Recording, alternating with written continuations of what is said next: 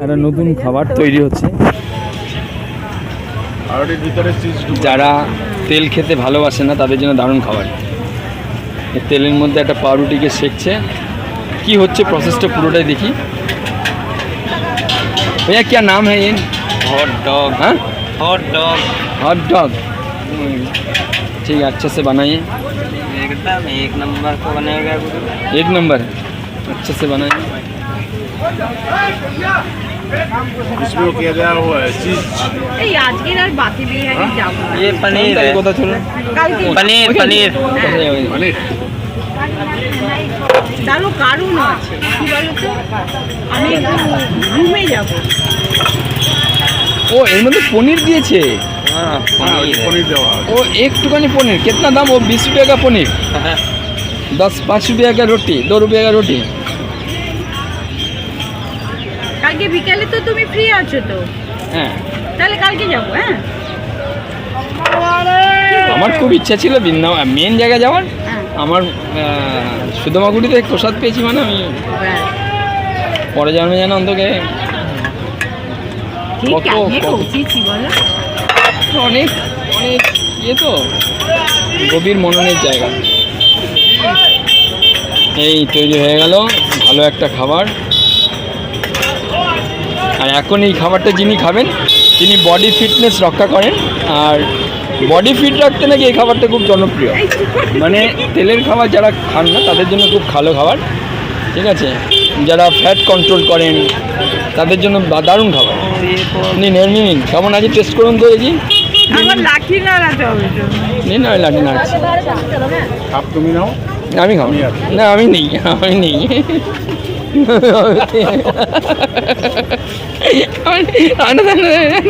এটা তাই কেমন খাবার? কেমন? छोट छेले देखी दारुण भाई। कितना तेल कितना था, ऑयल कितना था? इसको यार कर दो। বসে বসে যমুনা দেখছি, এত সুন্দর পরিবেশ, এত সুন্দর জায়গা, দোকান পাট একদম, মানে খাওয়ার কোনো হাতের অসুবিধা কাছে, নেই? খাবার দাবারে কোনো অসুবিধা নেই। আচ্ছা, মানে আর সবচেয়ে- এত মানে মনোরম। আর সবচেয়ে বড় জিনিস হলো যে মানে চেনা লোক পড়ে যাচ্ছে, কলকাতার চেনা মানুষ লোক- বেশি। হ্যাঁ, কলকাতার লোক মানুষ বেশি। আড্ডা আছে যমুনার তীরে, চা খাচ্ছি, আচ্ছা, বসে বসে আড্ডা মারছি কোনো রকম- ঘন্টার পর ঘন্টা। আর কোনো শুধু চিন্তা শুধু নেই। অসুবিধা যেটা সেটা হচ্ছে চশমা, টুপি আর হ্যাঁ, মোবাইল। চশমা টুপি, এই যে চোখে কিছুই দেখতে পাচ্ছি না, চশমা আছে লটকিয়ে রেখে দিয়েছি, কিন্তু চশমা পরতে পারছি না। আর যখন পরতে পারছি না তখন এক জায়গায় বসে চা খাচ্ছি যমুনার তীরে, ব্যাস আড্ডা হচ্ছে। আর সব বাঙালি, এখানে বেশিরভাগ বাঙালি, আমাদের বাংলাভাষী সব। তো কথা বলছি। আগামী দিনে এখানে এসে বাকি জীবন কাটানোর ভালো জায়গা, কি বল? আগামী জীবন তো এখনো কিছুটা দেরি আছে, কিন্তু মাঝে মাঝেই আমি এখানে চলে আসবো। খুব ভালো লাগে, তাই না? একদম পরিবেশ, আবহাওয়া, অপূর্ব ঠিক আছে। অপূর্ব, ঠান্ডাও সেরকম নেই, সাউন্ড পলিউশন কম, সাউন্ড পলিউশন কম, বেশি গাড়ি ঘোড়া চলছে না, বেশি গাড়ি ঘোড়া চলছে অ্যাভেলেবেল, কিন্তু কিন্তু সাউন্ড নেই। সাউন্ড হ্যাঁ, হর্ন বাজাচ্ছে না, একটা ভালো না, পরিবেশ, না। একদম যমুনার গায়ে। একদম যমুনা গায়ে। সন্ধেবেলা সন্ধ্যা আরতি দেখছি, হ্যাঁ কত ভালো পরিবেশ। আর সবচেয়ে বড় পাওনা হলো যে প্রাকৃতিক পরিবেশের সঙ্গে সঙ্গে কোনো রকম ওয়াটার পলিউশন, এয়ার পলিউশন কিংবা সাউন্ড পলিউশন নেই। না, কোনো কিছু নেই। এদিকে এদিকে সব গাড়ি ঘোড়া চলছে, বাইক থেকে, সাইকেল থেকে, টোটো থেকে, সব গাড়ি চলছে, কিন্তু পলিউশন কম। বাহ, চমৎকার। যমুনার তীর, কি সুন্দর, যমুনার তটে ঘুরে বেড়াই আমরা। হ্যাঁ, এই সকালবেলা পুরো রোজ যমুনার তীরে বসে থাকি, চা খাই, গল্প করি, গুজব করি। পার্টনার অনেক জুটে গেছে, চা খাবার মানে পার্টনার। কলকাতার মানুষ জুটে গেছে। একদম একদম, কলকাতা, নৈহাটি, কল্যাণী থেকে সব এসছে, আমাদের গড়িয়া থেকেও এসছে। বাহ।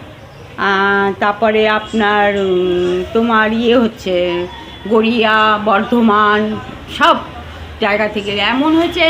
আচ্ছা, গতকালকে তো খাবার খেলেন, এখানকার লোকাল খাবার কেমন লাগলো? কেমন মানে কলকাতার ভালো। ঘুগনি, এখানকার ঘুগনি কোনো মশলা ছাড়া? মশলা ছাড়া, হুম।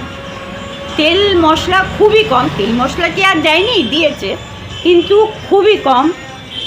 এত টেস্টি, এত ভালো, তার সাথে আমরা যে বলি না যে ময়দা দিয়ে গোলা রুটি করি, হুম।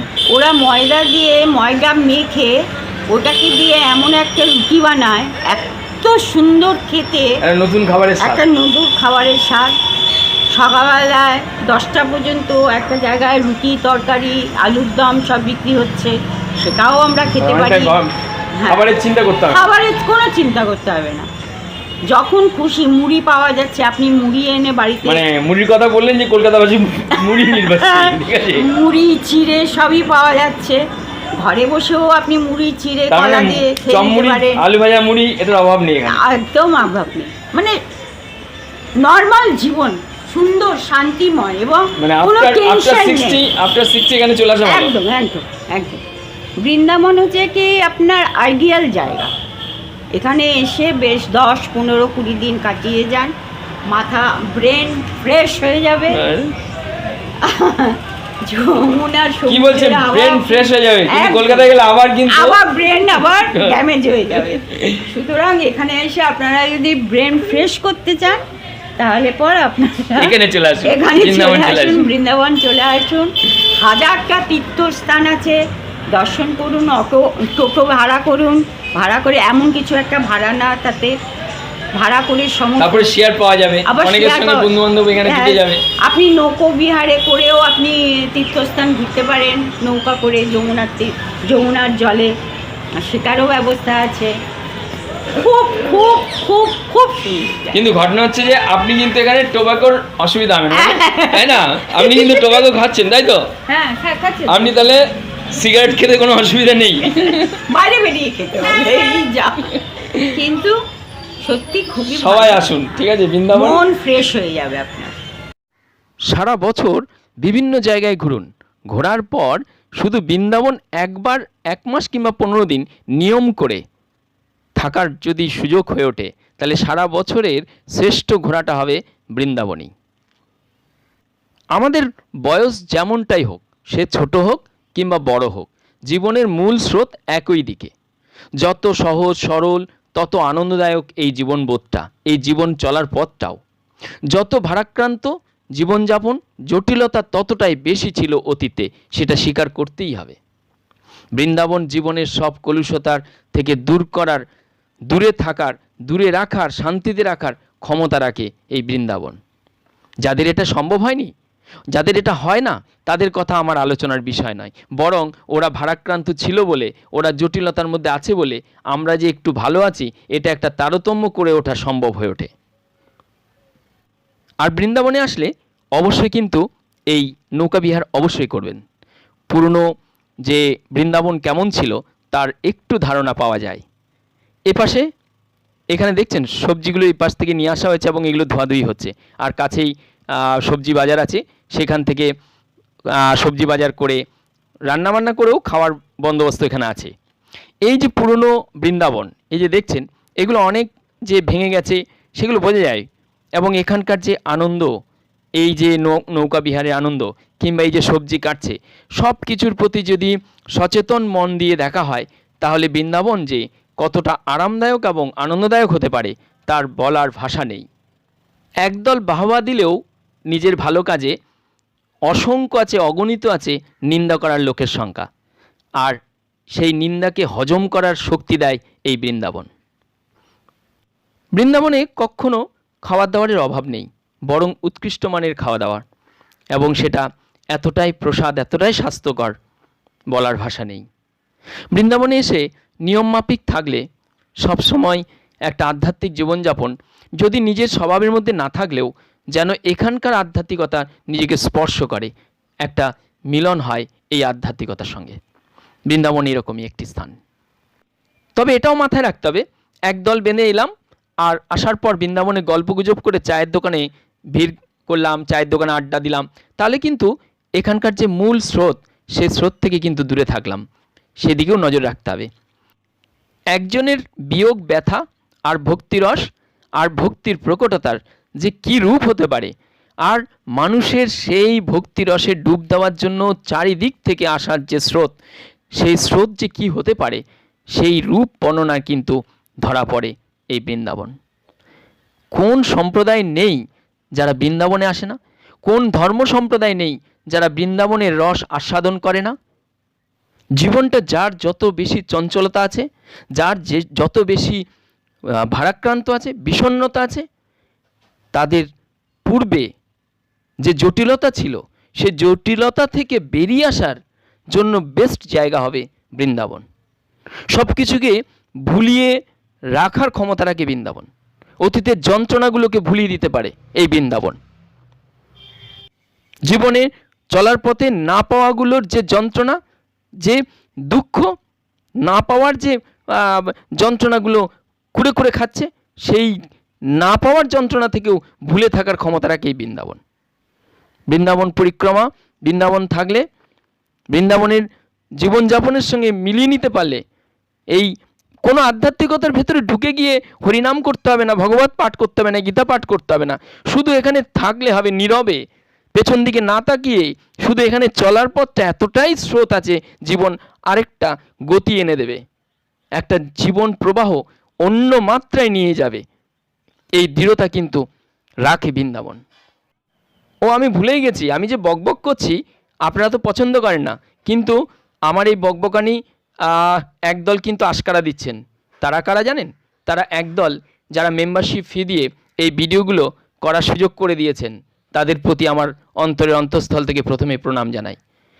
আর এখন কোনো একটি ভিডিও দেখে অতীতের এই প্রতিষ্ঠানটা কোথায় আছে দয়া করে ফোন করবেন না।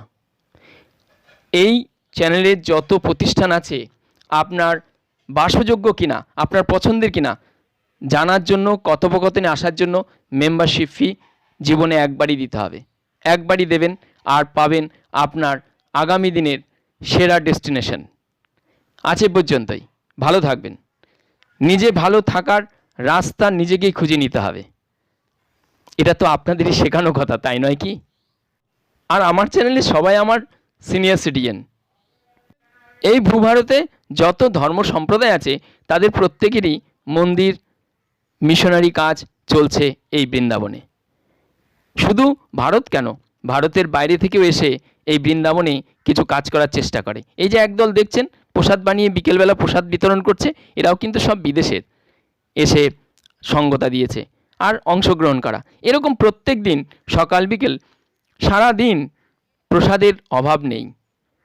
বাইরে হোটেলে খেতে হবে না, কিংবা কোনো মঠ মিশনে গিয়ে খেতে হবে না। টাইম মতন এসে বিভিন্ন স্থানে দিচ্ছে প্রসাদ, গ্রহণ করা, তারপর এই আধ্যাত্মিকতায় মিশে যাওয়া। কিচ্ছু না, পেছনের বেঞ্চে বসে থাকলেই ভালো মাস্টার কিন্তু এখানে পাওয়া যাবে। বিশেষ করে যারা সারা জীবন প্রথম দিকে স্কুল জীবনে পেছন বেঞ্চের স্টুডেন্ট, তাদের জন্য কিন্তু সেরা জায়গা হবে। কেননা পেছন বেঞ্চের স্টুডেন্ট নিয়ে সবসময় মাস্টারদের দুশ্চিন্তার ভারাক্রান্ত মাস্টারমশাইরা। তাই পেছন বেঞ্চের সবাইকেই সারা বছর ভালো থাকার সেরা ডেস্টিনেশন হতে পারে এই বৃন্দাবন। বৃন্দাবনের এই ইমলিতলার সামনে এই আরতি, সন্ধ্যা আরতি অসাধারণ, অপূর্ব। সন্ধেবেলাটা এরকম আনন্দদায়ক সন্ধে কাটিয়ে তারপরে বিছনায় যাওয়া। আজ এ পর্যন্তই। ভালো থাকবেন। হর হর মহাদেব। সবাইকে ভালো রাখবেন এই মহাদেব। আজ এ পর্যন্তই। প্রণাম রইল আপনাদের সবাইকে। বছরের শেষে সবাইকে অন্তরের অন্তঃস্থল থেকে প্রণাম জানিয়ে এখানেই শেষ করলাম। ভালো থাকবেন।